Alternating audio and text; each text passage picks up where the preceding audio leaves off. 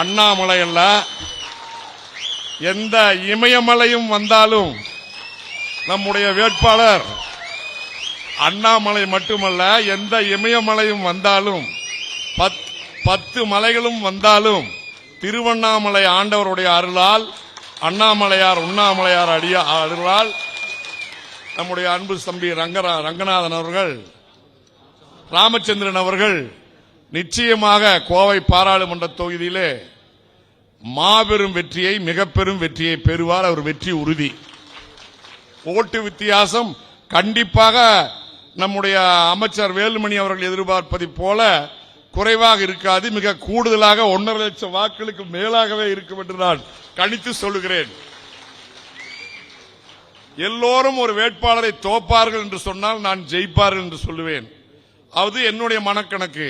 ஆனால் எல்லோரும் நம்முடைய ரங்கநாதனா, இவரா அவரா, ராமச்சந்திரனா இவரா அவரா என்று பேசும்போது, ராமச்சந்திரனா இவரா அவரா என்று எல்லோரும் பேசும்போது, வெற்றி பெற்று செங்கோட்டைக்கு சென்று சிறப்பான இடத்தை பெறப்போவர் நம்முடைய கல்வியாளர் ராமச்சந்திரன் என்பதனை அறுதியிட்டு உறுதியாக நான் சொல்லிக்கொள்ள கடமைப்பட்டிருக்கிறேன். உலகத்தின் மிகப்பெரிய ஊழல்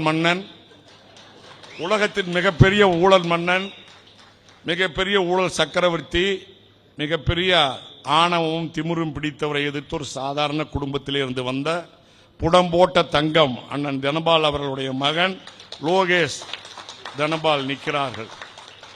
3 வேட்பாளரையும் பாருங்கள். நான் உள்ளபடியாக நம்முடைய மண்டல செயலாளரை பெரிதும் பாராட்ட கடமைப்பட்டிருக்கிறேன். அவர் வருவார், இவர் வருவார் என்றெல்லாம் நாங்கள் எல்லோரும் சொல்லிக் கொண்டிருந்தார்கள். ஆனால் முத்தான 3 வேட்பாளர்களை இங்கே மேடையில் நீங்கள் அமர்த்தியிருக்கிறீர்களே, சென்ற சட்டமன்ற தேர்தலிலே 100க்கு 110 மார்க் பெற்றீர்கள். எப்படி என்று கேட்டால், அவனாசியையும் எடுத்து வெற்றி பெற வைத்து 10 தொகுதிக்கு 11 தொகுதியை வெற்றி பெற வைத்தீர்கள். இந்த முறை நாடாளுமன்ற தேர்தலிலே இந்த 3 தொகுதியோடு திருப்பூர், ஈரோடு ஆக இந்த கொங்கு மண்டலத்தின் பிரதான 5 தொகுதிகளும் நிச்சயமாக உங்களுடைய மேலான வழிகாட்டுதலோடு கழகத்தின் பொதுச் செயலாளருடைய கரங்களிலே வெற்றிகரமான 5 நாடாளுமன்ற உறுப்பினர்களை நாம் ஒப்படைப்போம் என்பதனை உறுதியாக சொல்லிக்கொள்ள கடமைப்பட்டிருக்கிறேன்.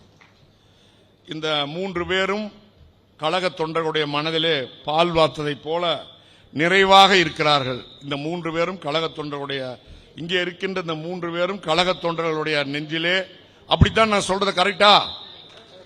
நம்முடைய வேட்பாளர்களைப் போல நல்ல வேட்பாளர்கள், கரைபடியாத வேட்பாளர்கள், கழக குடும்பத்திலிருந்து வந்த வேட்பாளர்கள் எந்த கட்சியிலும் யாராலும் அறிவிக்க முடியாது. சாதாரண நிலையில அப்புசாமி அண்ணனுடைய மகன் என்றால், கார்த்திக் அப்புசாமி என்றால் ஒரு விவசாயி, சிங்கை ராமச்சந்திரன் என்றால் ஒரு ஆலை தொழிலாளியினுடைய மகன், நம்முடைய லோகேஷ் தனபால் என்று சொன்னால் ஒரு பாரம்பரியமாக அனைத்து இந்திய அண்ணா திராவிட முன்னேற்ற கழகத்தினுடைய குடும்பத்திலே இருந்து வந்த, அருந்ததியர் சமுதாயத்திலே இருந்து வந்த ஒரு தொன்று தொட்டு இந்த இயக்கத்தினோடு எப்பொழுதும் அருந்ததியர் சமுதாயம் என்றால் அதிமுக என்றால் அருந்ததியர் சமுதாயம், அப்படிப்பட்ட ஒரு சமுதாயத்திலிருந்து வந்திருக்கிற முத்தான முத்து